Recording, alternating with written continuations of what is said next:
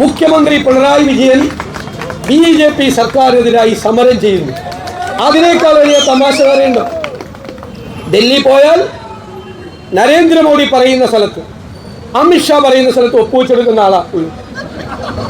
90 ഡിഗ്രിയിലാണ് ഡൽഹി പോയി നിൽക്കുന്നത്. 90 ഡിഗ്രി അതിവിനയമാണ്. അമിതമായ വിനയം കൊണ്ട് നരേന്ദ്രമോദിയുടെയും അമിത്ഷായുടെയും മുമ്പിൽ 90 ഡിഗ്രിയിൽ കുനിഞ്ഞു നിന്നു. അവർ പറയുന്ന സ്ഥലത്ത് ഒപ്പിട്ട് കൊടുക്കുന്ന ഒരു മുഖ്യമന്ത്രിയാണ് കേരളത്തിൽ ഇരിക്കുന്നത്.